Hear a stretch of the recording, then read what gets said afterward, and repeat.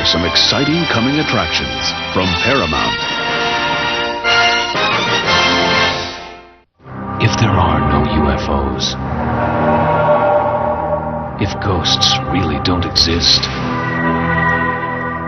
if angels are only a myth, then how do you explain the traces? How do you explain the sounds? And most of all, how do you explain the sightings? Beyond imagination lies the truth.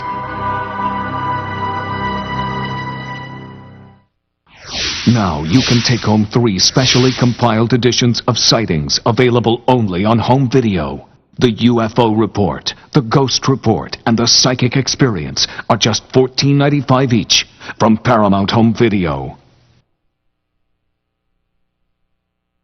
Now available on video cassette.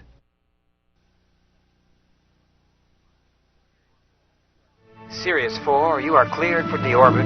Copy, traffic control. Sirius 4, ready for pre-ignition. Prepare for a journey to the outer limits of human understanding. Travel at the speed of imagination itself. Venture into realms of unimagined vastness, cosmic mystery, and stunning natural beauty. Guided by your host, Patrick Stewart. Come with us, then. All aboard the spacecraft of the imagination. It's time to embark on a journey from here to infinity, the ultimate voyage. From your starting point at a space station orbiting the Earth, you'll engage engines and accelerate into the adventure of a lifetime. Your trajectory will take you through the solar system to the nearest stars, to the edge of the Milky Way. Plunging into the swirling vortex of a massive black hole, you will make your way to the very edge of the universe and beyond. Powered by a stunning digital stereo soundtrack, From Here to Infinity is a uniquely produced tour of the wonders of space for adventure lovers of all ages. All brought to life by Patrick Stewart. From Here to Infinity, the ultimate voyage. Priced at only $14.95. On video now from Paramount Home Video. Now available on video cassette.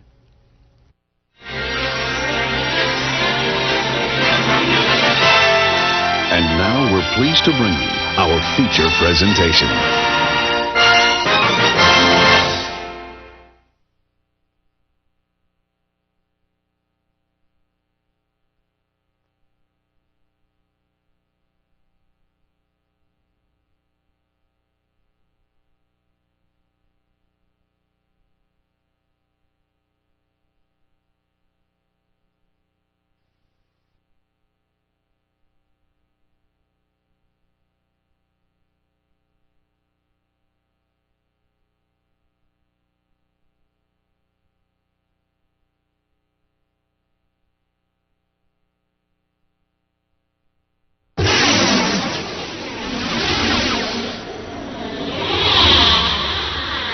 On this special home video edition of Sightings. Are you seeing what I'm seeing? Are you seeing this thing zip back and forth? They're out there, and sightings are on the rise. Just like it was sliding through the sky, and it tilted like it was looking down at us. It was a bright light that dimmed down to a white speck. Ordinary people, astronauts, cosmonauts, even former presidents have all seen extraordinary craft doing extraordinary things. I happened to glance out one time, and there against the black sky was a white object at about a 45-degree angle.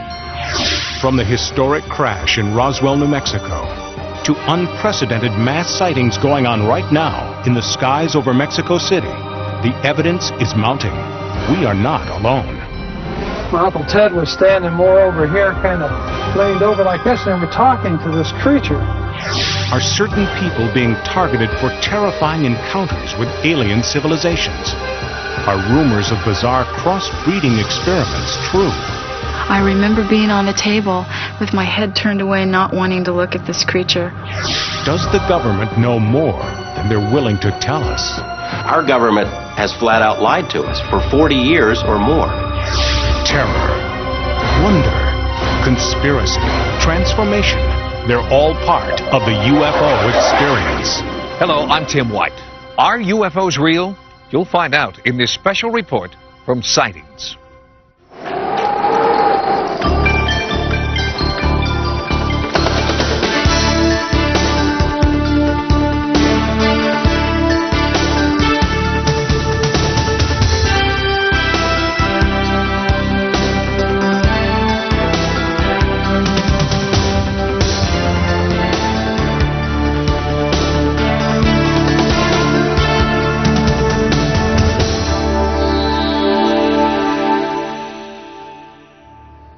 In the vast expanse of space lie wonders unimaginable. Galaxies yet to be discovered, planets unnamed and unexplored, exploded stars teeming with the building blocks of life. Scientists are devising new technology to reach these outer worlds, but perhaps someone or something out there has beaten us to it. It was just a red flash of light. It sounded like a swishing sound, sort of.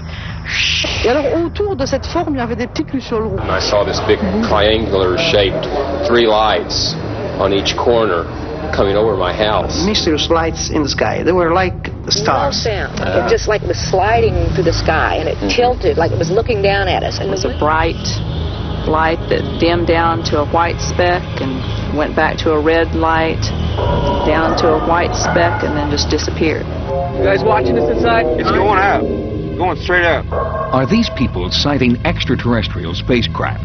Or is their imagination fueled by movies, books, and television simply misidentified experimental aircraft? Holy cow! To answer these questions, we have to look back at the history of UFO sightings.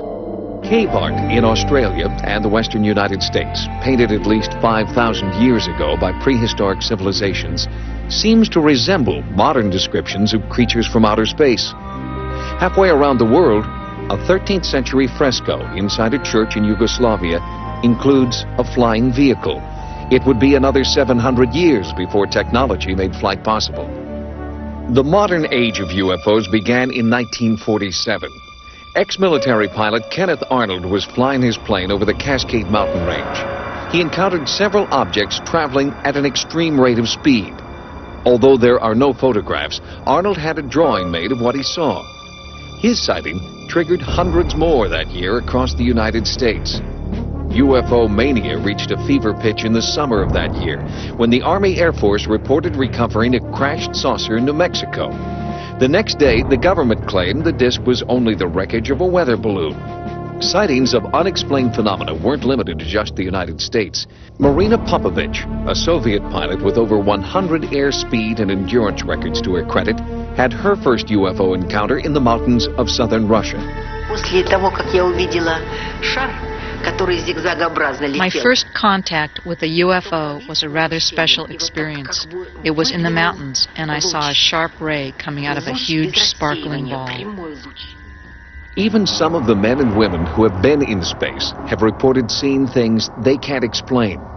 Gemini and Apollo astronaut James McDivitt had his own encounter in June of 1966.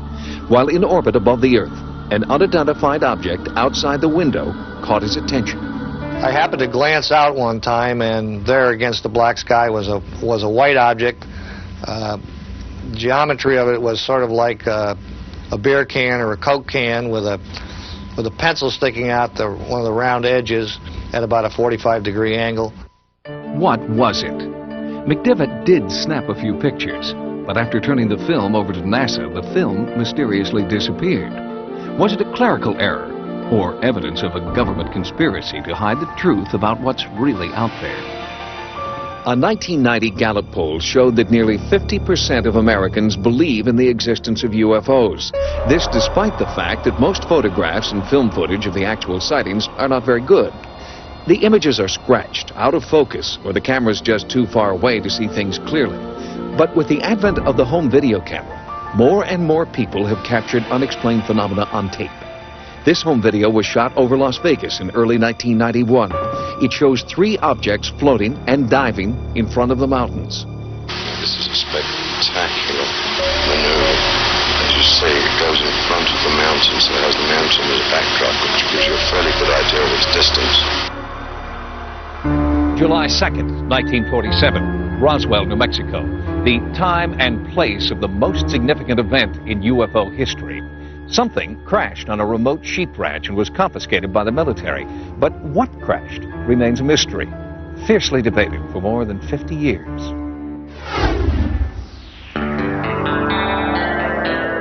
Roswell, New Mexico. It's as quiet and peaceful today as it has been for decades. But on July 6th, 1947, that tranquility was shattered by a local newspaper headline. Air Force captures flying saucer on ranch in Roswell region. The story described wreckage of a flying disc found near a place called Corona, and it was based on a press release written by the public information officer at Roswell Air Base, Lieutenant Walter Haut. This building here, building number 84, is a building I believe that they brought materials from the Corona crash and stored them in here temporarily. The chief intelligence officer at the base, Major Jesse Marcel Sr., was sent out to the ranch to collect the crash debris and transport it to the Army Air Force headquarters for examination. In the meantime, newspapers all over the western United States picked up the story. But before Marcel had landed his plane and strange cargo, the Air Force issued a second bulletin. By the time the B-29 with Jesse Marcel and some of the wreckage got to the headquarters, 2 hours after they left in Fort Worth, Texas, the fix was already in to kill the story. The second press release was far different from the first, saying the wreckage was actually from a weather balloon. Could the Army's top intelligence investigators have committed such a basic blunder, failing to recognize the mundane remains of a weather balloon when they first encountered it? No, says nuclear physicist and part-time UFO researcher Stanton Friedman, who's been investigating the Roswell crash for over a decade. He says that while Marcel was in the air, the Roswell base commander, Brigadier General Roger Ramey, got orders from Washington to cover up the incident. And what he did was arrange for the wreckage of a weather balloon, the radar reflector on a weather balloon. And for a while, the saucer saga was forgotten, and might have remained so if Major Marcel hadn't rekindled the fire in 1980. Just before he died, Marcel admitted that the weather balloon story had been fabricated to hide the truth. He told Walter Haut there really was a saucer crash. He made statements to the effect that it was nothing of this world. It couldn't be bent, torn, cut, pierced, burned. He went through a whole list of them. I said, we just don't have the technology to produce material like I brought in from that ranch. Stanton Friedman contends that wreckage from an unidentified craft landed 200 miles away from the Roswell site. Friedman and other ufologists believe that this proves that there was not one but two crashes over New Mexico on July 2nd, the result of a spectacular mid-air collision. And at the second site, there were survivors. When I first came up to the craft, the creatures were laying like this in a line, side by side. And the live one was over here. Gerald Anderson says he was 5 years old when he and his family came across the unearthly wreckage and bodies. And my dad was kind of right about here, and he was sitting like this. My Uncle Ted was standing more over here, kind of leaned over like this, and we're talking to this creature. Anderson's story matches that of others who were in the area at the time. With the help of hypnotherapy, he's been able to remember the encounter with startling detail. His description matches those from people who claim to have seen aliens. 4 feet tall, grayish skin, large eyes, long skinny arms and fingers. Anderson recalls 2 aliens were dead, a third dying, and a 4th alien survivor seemed to be trying to communicate. Then just suddenly he turned and he looked at me. And when that happened, all kinds of things just started happening inside my head. I started getting sensations of tumbling and falling and an awful loneliness, like there was no way he could possibly get back to where he came from. Anderson says that within a matter of minutes, the military arrived, sealing off the area. The civilians at the site were threatened with bodily harm if they talked. Nevertheless, in the past 20 years, hundreds of witnesses have come forward, some daring to speak only on their deathbeds. Since Roswell ushered in the modern age of ufology, there have been more than 200,000 UFO sightings. Most are single craft witnessed by a single individual, making it virtually impossible for researchers to verify. But since 1991, ufologists have been documenting the largest mass sighting in history in the skies over Mexico City. The sightings began on July 11th, 1991. On that day, there was a total eclipse of the sun. One of the best places in the world to view the eclipse was Mexico City. And for the first time, because of the home video revolution, thousands of people pointed their video cameras to the skies. Exactly at the time of the full solar eclipse, a disc-shaped craft appears over the city, hovers for over 30 minutes. 17 people on the ground, recorded it on home video. And that's never happened before in the history of ufology. When modern scientists forecasted the date of the historic solar eclipse, they weren't alone. Some believe the ancient Mayas also predicted the exact date of the eclipse more than 3,000 years ago. This Maya calendar made another startling revelation. It predicted that on the day of the eclipse, a new age of enlightenment would begin. It's referred to as the prophecy of the sixth sun. The legend of the sixth sun, the new sun, signified by the great eclipse that just occurred, speaks of an opening of knowledge. The sixth sun indicates precisely the moment of its arrival. Strangely, on the day of the eclipse, something did arrive in the skies over Mexico. Hundreds of those home video cameras that were shooting the eclipse got something completely unexpected. UFOs, unidentified flying objects, all videotaped by hundreds of different people. So far, more than 110 home videos have been verified as containing footage of unexplained craft. It may sound difficult to believe in a city with almost 20 million people that practically every afternoon you can see a UFO. Jaime Mason is one of the most respected television journalists in Mexico City today, hosting a Mexican version of 60 Minutes. Mason calls himself a former skeptic. During the last year, thousands, and I would say hundreds of thousands of people have witnessed UFOs. What I feel is important as an investigative reporter is the fact that the evidence presented was never questioned. The credibility of the witnesses was attacked, not the proof that they presented. People from all walks of life videotaped wave after wave of UFOs hovering in the sky. Sightings has obtained the exclusive U.S. rights to these historic tapes. One of the first to come forward with his home video was respected dentist Dr. Marco Antonio Rosas. The people are definitely not nervous or afraid of the appearances of the UFOs. The people actually like the idea and feel that these appearances can bring some benefit to the Earth. Since the eclipse, the UFO sightings have continued week in and week out, and the acceptance of the phenomena by government officials has made even the most reticent eyewitnesses willing to come forward. Padre Ferrer, a priest at a local Catholic church, has seen and recorded these mysterious UFOs. Christ speaks of his kingdom as not being from this world, that his angels would help him. But these writings are very dangerous and I don't like to use them. But I believe that there is a possibility. I believe there are a lot of possibilities. I came out to take a video of that pine tree against the light. When I came up, I saw the light appear over the mountain over there. It was not an ordinary light. It was blue and very intense. I've never been afraid of something like this. On the contrary, what I've been able to observe has been wonderful. Once a philosopher said, if God is outside of the truth, I'll stay with the truth. So I feel there is no contradiction. Unlike the U.S., where UFO controversy most often takes place outside the media mainstream, the Mexico mass sightings are discussed openly on national television. Not everyone agrees the UFOs are extraterrestrial craft. But in Mexico, healthy debate on the true origin of these UFOs is encouraged. So, to rule out the possibility that these UFOs are conventional aircraft or an organized hoax, we had our videotape footage analyzed by David Froning, retired chief scientist at a major aerospace firm.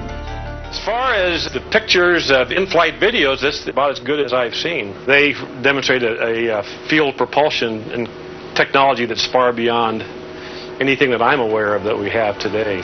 Most scientists look at these things as not that these are phenomena that violate known physical laws. It's just that they're phenomena that our known laws cannot explain right now. If these craft do defy the laws of physics as we know them, could they be alien spacecraft? Do they pretend a visitation from an enlightened civilization, as some believe? The sightings continue to this day, and there is a growing grassroots movement working in Mexico to find out what or who is patrolling their skies. UFO experts who conduct serious research have a whole vocabulary to describe their formative science. One term you may not be familiar with is flap. A flap occurs when UFOs appear in waves over a specific area, as in Mexico City. The appearance of a flap has sinister overtones for ufologists. All around the globe, there are certain places that seem to act as natural UFO magnets. These areas are attracting flaps, or waves of UFOs, that may last for years. There are hotspots in Russia, Europe, and in South America, the heavily populated city of Sao Paulo has had hundreds of sightings by thousands of people. These flaps have prompted researchers to try to find a common pattern or motive. Anybody who studies this soon becomes almost desperate to understand a pattern or to impose some purpose on the phenomenon. In the United States, sightings are widespread and occur almost nightly. America's #1 hotspot is Gulf Breeze, Florida. Ralph Fuller's sighting in 1988 was among thousands of others, but Ralph was the first to capture a UFO on tape. I don't know what that is out there over the Gulf, but we just had a real bright light. I think it might be a flying saucer. They seem to spawn one another. The two went to 3 and 4, and ultimately, over a matter of maybe a couple of minutes' time, there were 10 of these lights out over the Gulf. And they seem to be in some semblance of a formation, but still in all, there was no movement whatsoever, no noise, no sound, nothing of that sort. You see nothing but the Gulf of Mexico. The nearest point of land would be the Yucatan Peninsula. And there were no boats or anything of that type in the area either.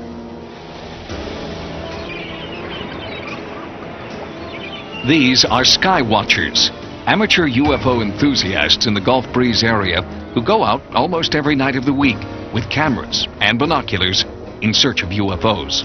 What makes a good sky watching area, for one, is a good field of view. That is, being able to have an unobstructed view of the skyline, and ideally you'd like to be away from city lights, but that's not always possible.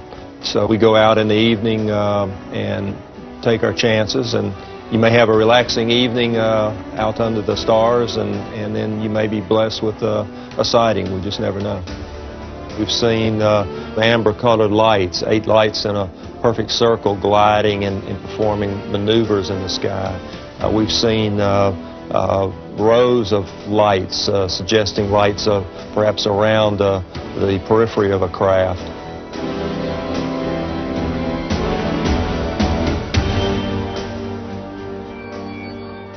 There are UFO hotspots all over the country. Gulf Breeze, certainly, but also here in New York State near a little town called Pine Bush. And the hotspots here near Pine Bush, according to one scientist, have a very special meaning. Bruce Cornett is a geologist who lives near Pine Bush, New York. After numerous significant sightings of UFOs near his home, he began studying the area with an electromagnetometer. What I found is that these magnetic anomalies are in specific patterns. And all of the UFO activity, the landings, the sightings where they are taking off and landing, when we've been able to identify specific areas, are associated with these magnetic anomalies. Are you suggesting that nature created homing devices deep in the ground? No, I think that it's a reverse. If we are dealing with an alien culture and they are doing something underground, they're using the natural magnetic anomalies to disguise their own magnetic signals. Are you saying there are, or could be, aliens in the Earth? I'm not saying it's certain. It is definitely possible, based on what I've seen. Do you realize how that sounds? I don't like the idea just simply because it is so outrageous. Then I would have to also add some of the photographic data that I have that shows, at least in one particular case, a UFO going up at a 7-degree dive right down into the ground, what appears to be. One of the most well-documented sightings in history occurred in Pine Bush on August 6, 1992. We think in excess of 1,000 people may have seen 2, 3 ships or 4 ships where I took video, and all the police departments across the whole lower New York State area was simply inundated with just hundreds and hundreds of calls. We looked over the top of the trees, and there was this object there out of nowhere, this great big object. It was about 300 foot wide, the size of a football field hanging over your head, and about 300 foot off the ground. We looked at our clocks, and we had 3 battery-running clocks, 2 in the kitchen and 1 in the living room. And for some strange reason, all 3 clocks were stopped at the same time. Just about everyone in Pine Bush has seen a UFO. In his barbershop, Butch Hunt hears a lot of stories from eyewitnesses about strange alien encounters. About 60% of the people around here, I think, have seen something. And some talk about it and some don't. They're just afraid to talk about it. Afraid of ridicule and intimidation. The one that we saw was over at Red Mills Bridge, and there were 6 of us in the car, but it just so nice. It just glided right over the trees, and we just got out and stood there, just gawked at it, and nobody said a word. But the whole episode was probably 30 seconds. But it was huge. It was bigger than the bridge. UFOs are cited by all kinds of people, including the most credible professionals that you can find. In addition, when we have multiple witnesses who all tell the same story, then we can say, well, that's probably a pretty good report. If we have enough detail in a given report that we can rule out all of the normal explanations, it's not the planet Venus, it's not the Aurora Borealis or a meteor, it's not an aircraft that we can name, then we are talking something fairly credible. If these mysterious craft are being piloted by an alien civilization, what is their mission? Why Earth? And why now? There are growing numbers of people, now in the thousands, who believe that they've been abducted, manipulated, and then released by aliens. It sounds ridiculous until you hear their stories. I looked up in my rearview mirror, and lights were coming down out of the sky. I walked out to the edge of the water, and I noticed this huge, shining thing. I was so terrified looking into these big black eyes and these little creatures. I was thinking I could just raise my fist and crush his head. And exactly at that moment, I became paralyzed. The visions often come during sleep. Nightmares about being abducted, probed, and prodded by aliens who have sinister motives. Hundreds of people have come forward to talk about their disturbing experiences and admit that they think their nightmares are real. Experts believe that there are thousands, perhaps even millions more just like them, who are too afraid to talk. We have hundreds and thousands of people who are coming forward and saying that the abduction phenomenon has happened to them, that they've experienced it, and basically they say the same thing as everybody else has said, and until recently, there was no possibility that they could have picked up these stories in the media. Since she was a baby, commercial photographer Kim Carlsberg has been plagued by memories of abduction. At 4:30 in the morning, I saw this image of these 4 beings just move through this wall. They just, like it wasn't there. And they came over to me, 2 at my feet, 2 in my head, and they started to lift me up to the ceiling. Bud Hopkins has been researching alien abduction reports for 26 years and is a firm believer. I'm the first to admit that all this sounds outrageous. It all sounds just crazy, and yet the evidence is there behind it. These particular problems could adequately be explained by the condition narcolepsy. This is a disorder characterized by hypnagogic hallucinations, and hallucinations that occur at sleep onset, which can be very vivid and include the feeling of other people being present in the room, or a sensation of levitation. Patients will actually describe saying that they are looking down onto their body. I have 2 people that I've never met describing this exact same examination of their head being opened up, something being done to their brain, and being put back together again. They opened my back. I knew my back was open because I could feel. It was almost as though a slit had been drawn down my back and across to the side, and they had opened a flap of of flesh and tissue. Whether the reports come from adults or children, men or women, most of them follow similar patterns. There's a bright light that shines in the room. The abductee sees it. They hear a noise outside. They're not interested in your mate, they're interested in you. So what they do is they render the person that you're with unconscious. She goes up a beam of light with the alien into a hovering craft. If anyone goes into the room at that point, there's no one in the room. She's not in bed, in other words. The person is literally missing. You find yourself on a table and these creatures around you with instruments, and you have no idea what they're doing, and they don't tell you. The focus of the entire enterprise seems to me to be unmistakably on reproductive issues. 90% of reported abductions involve descriptions of what experts call gray aliens, extraterrestrial creatures with oversized heads and dark almond-shaped protruding eyes. Less common are insect-like or reptilian creatures.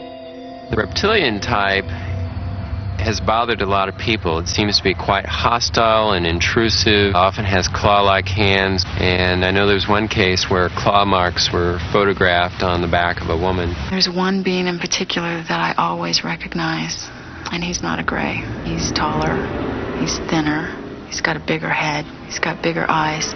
His limbs are very praying mantis-like. I remember being on the table with my head turned away, not wanting to look at this creature. And then when I looked at him, I just recognized him as the one that I hated. In a few cases, subjects claim to see hybrids, creatures who are half human, half alien. Some abductees believe they are being crossbred with aliens to create these hybrids. A very important part of the abduction phenomenon is that there are reproductive procedures carried out upon them. I've been shown children, I've been shown babies. I've been asked to hold children and babies. I've been asked to give these children affection. And these children aren't alien children, and they're not human children. They're somewhere in between. I had a woman who had been to the doctor, had an ultrasound done. Her husband was there.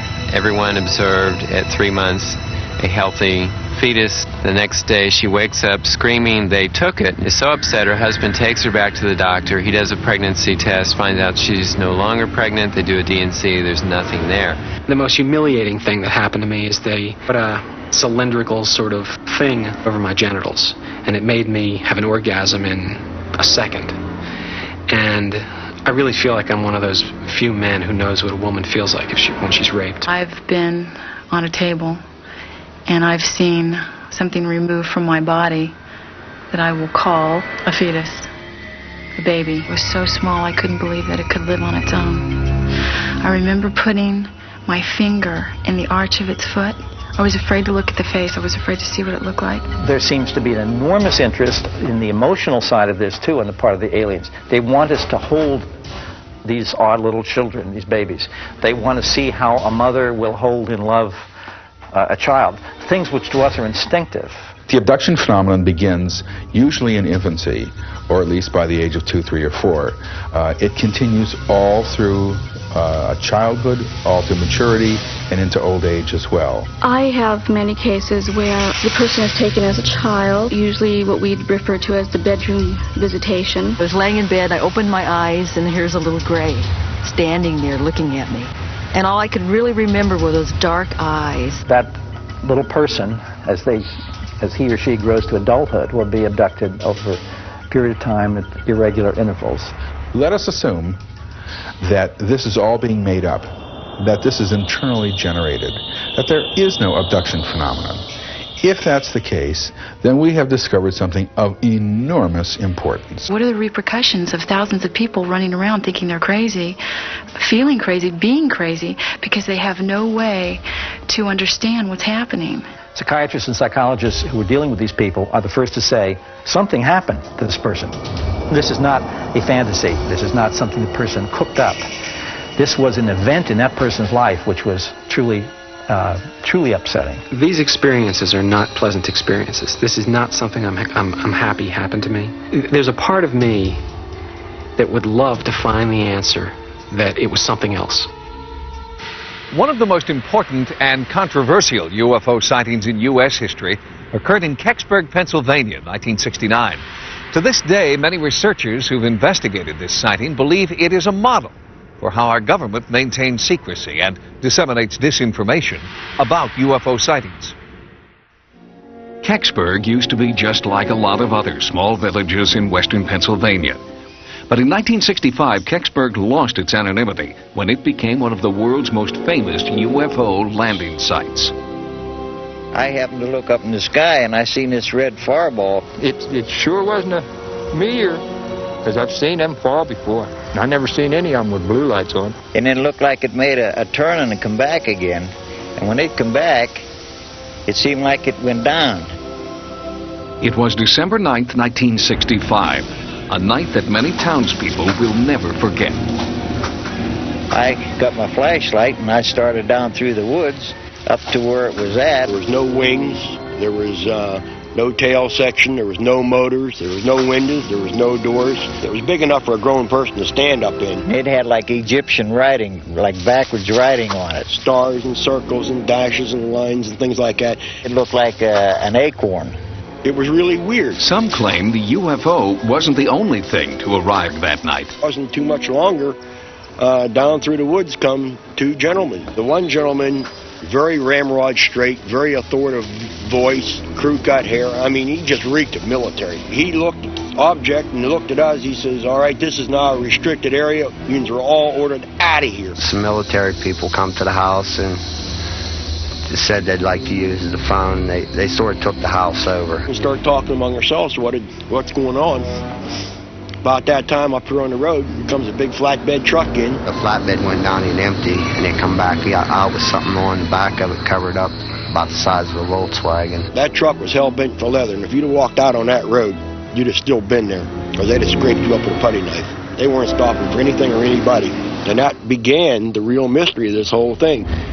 27 years later, what happened down there in that woods surrounded by fields, if anything happened down there at all, is still a matter of bitter controversy. You've got this town split into two groups. You got the believers and the non-believers. There's been some friendship lost, and it's foolish as far as I'm concerned. I have a brother-in-law that he hasn't spoke to me for 2 years, said that I lied about everything, but I never lied about a thing. You got neighbors and neighbors that has known each other all their life. Now they don't want to talk because one believes it and one don't believe it. Just as the town is divided, so too are experts who have researched what really happened in Kecksburg. Planetary expert Robert Young believes that some citizens may have perpetrated a hoax. He claims the UFO was merely a meteor known to have passed over Ontario and several northern states that evening. Virtually all of the accounts can be explained by people having looked toward and seeing the Ontario meteor. How about the accounts, though, of the military that turned out in large numbers, kept people away from going down there, a truck that went down into the area and came out? You got eyewitnesses that say, this happened. Right. I understand it.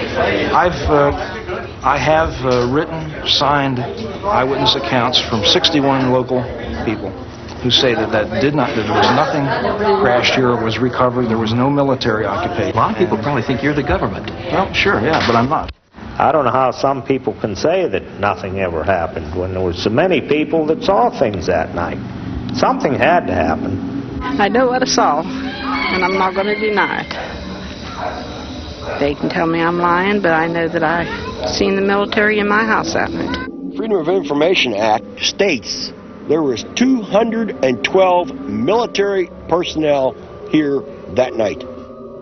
Sightings attempted to speak with the Kecksburg residents who deny anything extraterrestrial ever happened here, but they all refused our invitation to talk. Even the landowner whose property was the alleged crash site remained silent. I think the government bought them off, or threatened them with something that got them scared half to wits. Ironically, their refusal to talk has only deepened the controversy. UFO researcher Stan Gordon heard about the Kecksburg incident on the radio the night it allegedly happened in 1965. He's been investigating the sighting ever since. So much of what we know about the case now, we've learned since about 1987, with the fact that now we have at least 4 different eyewitnesses who apparently saw the object on the ground at Kecksburg. The fact that there are dozens of people independent of each other who don't even know each other yet, who have given us detailed information about what they experienced and saw that night. And they're giving us confirming information that has not been published yet. The skeptics, and these include the people who own the land and some very substantial citizens of Kecksburg, think that this whole thing is loony. Why do they feel so strongly the other way? Could be that some of these people were in the wrong place at that time. They were in a position where they didn't see what was going on. And if you see the geography of the area and where the majority of people were that night, they could not have seen the military activity that was happening on the land on the other side of the area down there.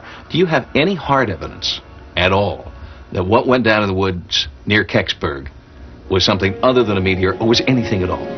Unfortunately not. As in so many of these cases, you have to go by the eyewitness accounts. And in this case, the eyewitness accounts are very, very strong.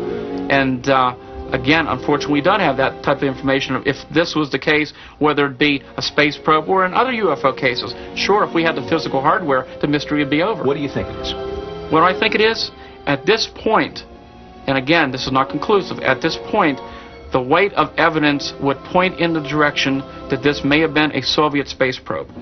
If the object were proven to be a Soviet space probe, then many questions would be answered. If a Soviet device landed in Kecksburg, the government would have been required by international treaty to recover and return immediately any space debris to the country of origin. But retired Army Sergeant Clifford Stone doesn't believe the Soviet probe theory. If this was of Soviet origin in 1965, the State Department would have released documentation to me under their Moondust files. To date, none of that information has been forth. Clifford Stone collects government documents about space debris recovery operations, like Project Moondust and Project Blue Fly. He began his investigations in 1965 when, as an Army sergeant, he witnessed a top-secret delivery to Lockbourne Air Force Base, about 200 miles from Kecksburg. I noticed that on the back of the vehicle, it had something that was covered by a tarp. It was about 10 to 12 foot at the base, 12 foot tall. It looked like a chocolate drop. When my friend told me that every question I ever had about UFOs was under that canvas, I was mystified. Since that time, Stone has repeatedly attempted to obtain information from the government regarding that object. Each time, the government's response has been the same. They have taken the stance, by direction of the President of the United States, we may neither confirm nor deny the existence or non-existence of any information that all involve the recovery of unknowns. Kecksburg remains a town divided. The only thing on which believers and non-believers can agree is that all they want to know once and for all is what really happened on December 9th, 1965. What would you like to see happen next? It's time now, after 27 years, that the public has the right to know the true facts regardless of what the object was or what really occurred. Something came down. From numerous eyewitness accounts, there was a lot of military activity into this small village. Then an object was located, that it was recovered, it was transported away for study. What was the object, and why after 27 years haven't they revealed what really was found? Until authenticated debris is collected and publicly displayed, the validity of the UFO phenomenon rests entirely with the credibility of its eyewitnesses. Ufologists know this and have spent many years collecting sightings reports from the most credible eyewitnesses of all, military pilots. Unfortunately, these pilot reports remain unconfirmed because military personnel in this country refuse to talk on the record. But in Russia, one former Soviet pilot is talking. In 1991, a pilot in Russia came forward and told of a frightening UFO encounter. Risking ridicule, Maxim Cherbakov was determined to tell what he maintains is the true story of his bizarre experience. At 19, Cherbakov was one of the rising stars in the Soviet Military Flight Academy and became the Russian equivalent of a Top Gun. His flying record was impeccable until August 1991. Then, on 2 separate occasions, he had strange mechanical malfunctions in his jet aircraft. On one occasion, he was forced to eject. An investigation of that incident concluded that Cherbakov had acted calmly and rationally. But 12 days later, a third incident would change Cherbakov's life forever. 28 августа. 20th August. Second shift. I made 2 flights with my commander, and 3rd flight I made on my own. I gained an altitude of 3,900 meters. Then suddenly, I saw a ball in front of me, about 20 degrees to the right. He watched the object for several seconds. Then, as it came toward him, Cherbakov tried to radio the base. The light from the UFO was blinding. A sense of unexplainable fear came over me. On the back of my head, I began experiencing warmth. I felt as if someone was present and watching me. My movements were under control, controlled by someone other than me. Cherbakov claims the reddish-yellow object started maneuvering around the aircraft. For several minutes, it kept up with the jet's airspeed and mimicked its movements. During that time, Cherbakov was unable to communicate with his base commander. The radio emitted only a squealing sound. Pilot Cherbakov's description of the UFO moving relative to his own airplane is really quite common. Dr. Richard Haynes has documented over 3,000 pilot sightings of UFOs. I have thousands and thousands of cases of pilots in daylight encounters with structured objects, in the sense of having three-dimensional mass, in the sense of having aerodynamic kinds of flight behavior relative to the aircraft. And so what he describes here fits in very nicely to what I have from hundreds of other pilots around the world. Suddenly, in rapid-fire succession, the generator in Cherbakov's jet failed. The instruments indicated a fire on board, and the cockpit filled with smoke. The base commander ordered Cherbakov to eject. I began arguing with the commander because the plane was still above the residential area. My altitude began to drop rapidly. I had to pull the plane out of a nosedive. At the altitude of 1,000 meters, I finally cleared the residential area and I ejected. 4 seconds later, the plane exploded. Cherbakov landed safely in a field and was rescued an hour later by a military helicopter. While officials combed the wreckage of the jet, Cherbakov was examined at a military hospital. An intensive 3-day interrogation followed. The interrogation was conducted with a sense of total distrust toward me. Right from the start, they told me that the first, the second, and now the third incident is all your own doing. Cherbakov was also interrogated by the KGB, who did not believe his story and charged him with insubordination and sabotage under the International Terrorism Act. Cherbakov claims the KGB threatened that if he did not tell the truth, he would be brought to trial, found guilty of terrorism, and shot by a firing squad. Vladimir Azhaja heads the Russian Center for the Study of UFOs, housed in the Ministry of the Interior in Moscow. Dr. Azhaja is considered one of the world's foremost experts on UFO phenomena and has studied Cherbakov's case. We concluded that Maxim has a normal, healthy psyche and is not inclined to fantasies. Retired Major General Albert Stubblebine is a former commanding general of U.S. Army intelligence. He witnessed and documented a hypnosis session conducted with Cherbakov by an American psychiatrist. As she was taking him into the trance, he changed from this terrorized, fear-ridden kid into a pilot. Sitting in the cockpit, sitting in the seat, sitting with the controls, relating what was going on. There was a change in the individual. Anybody can fabricate. The question is, was he fabricating? And he struck me as a person who, in that situation, was not fabricating. Whatever it was that he was saying, he truly believed had happened to him.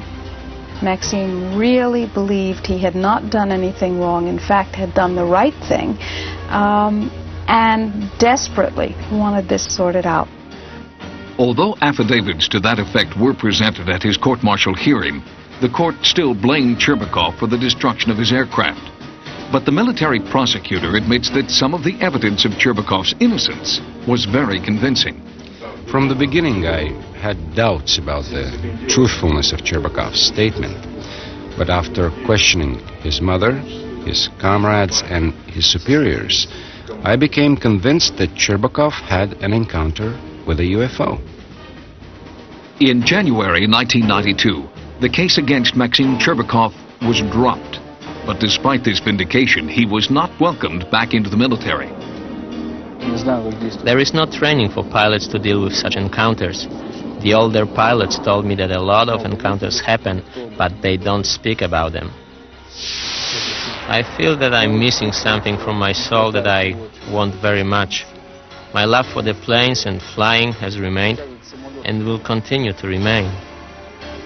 Did Maxim Cherbakov see a UFO?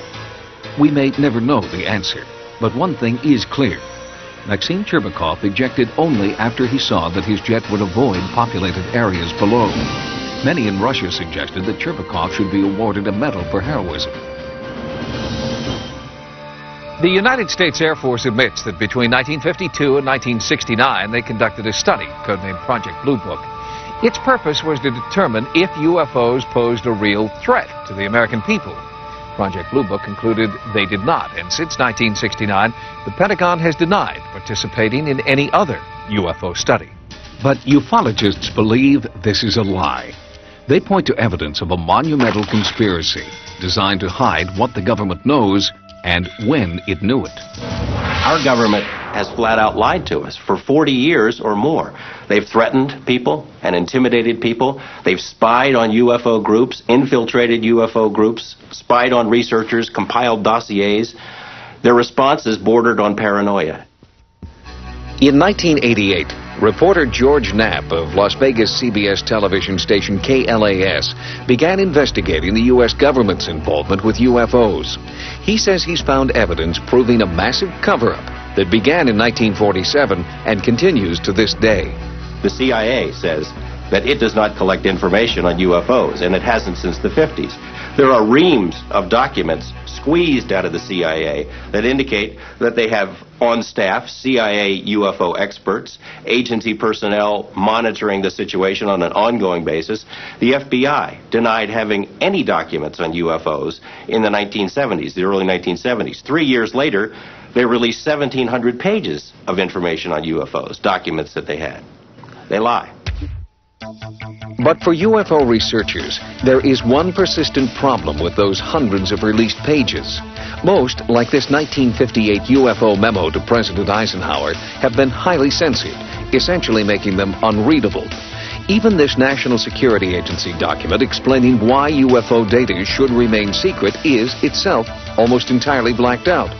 Ironically, the official position of the U.S. government is that UFOs are not a threat to national security. Yet the agencies involved claim the censored information is vital to national security. From 1947 to 1969, the Air Force conducted Project Blue Book. Staffed with just 3 people, it studied 12,000 UFO sightings. All but 701 were explained to the military's satisfaction. And the group that remained unexplained?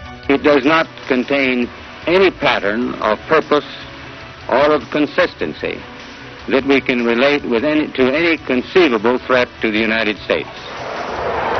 The Air Force closed Blue Book in 1969, but project critics weren't satisfied. The first person to head it up, Captain Edward J. Rappelt, quit in disgust, wrote his own book, and declared that there was something to UFOs, and the Project Blue Book was nothing more than a whitewash. Other government officials, including a senator and 2 former presidents, have tried unsuccessfully to shed some light on the UFO phenomenon. Arizona Senator Barry Goldwater, President Gerald Ford, and President Jimmy Carter, who actually saw a UFO himself and filed a formal report, have all sought to have top-secret UFO information released to the public. All requests for that information were denied. Cover-up allegations aren't limited to the United States government either. Author Timothy Good claims that governments around the world are keeping UFO information top secret. And in his book, Above Top Secret, he claims only an elite few have access to that information. Because so little of the research is made known to top ministers.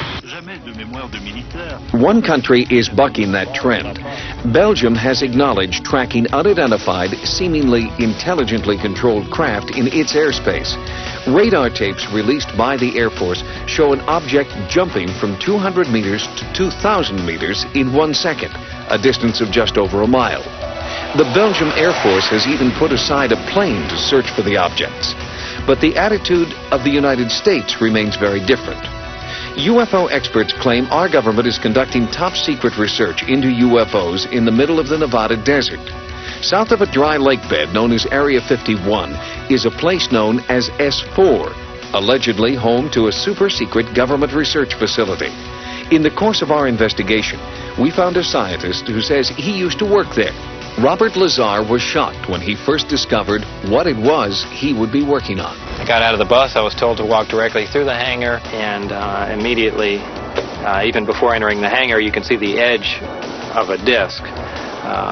This is your classic flying saucer, two inverted pie plates, if you wish, with a segmented larger area dome on top. Within minutes of that, I finally realized that this had nothing to do with something the government was producing. And it was quite shocking because everything inside was small. This is a full-size craft, 30, 35 feet in diameter, maybe 40. But you're looking at seats that are, 18 inches off the ground, obviously made, for something smaller. And certainly wasn't made for children to play in. Lazar says there were 9 spaceships in all, and he claims to have seen one fly. It began to lift off the ground almost silently. There was a hiss sound, like a corona discharge if you hear around high voltage systems, accompanied by a faint, it probably would have been brighter at night, a faint blue glow around the bottom.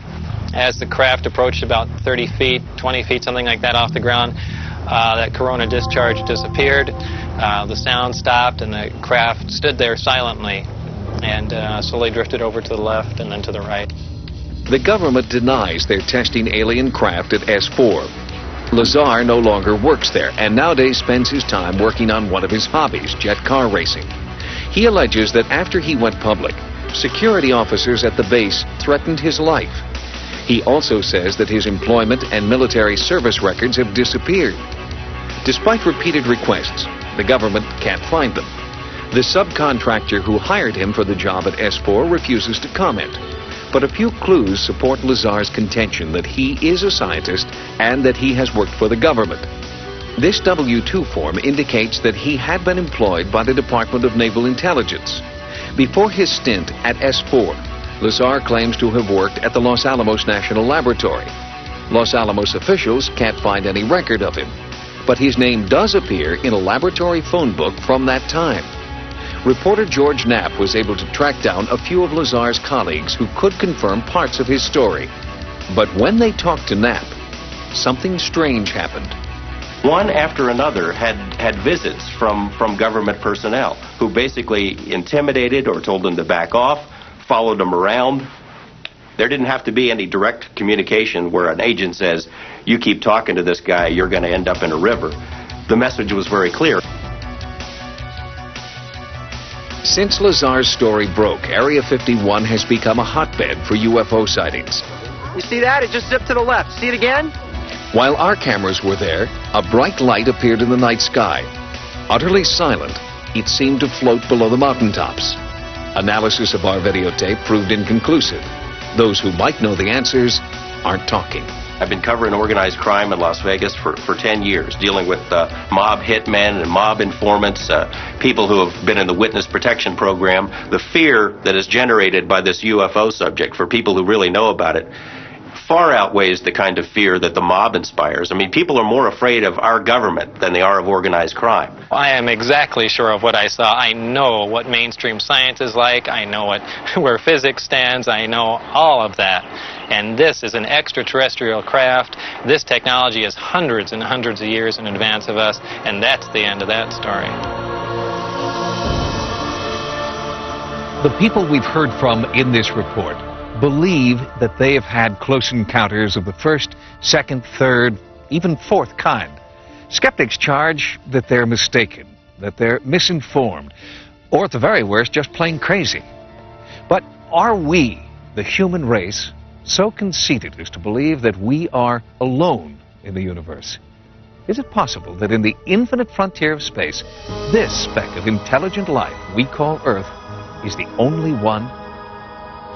For Sightings, I'm Tim White.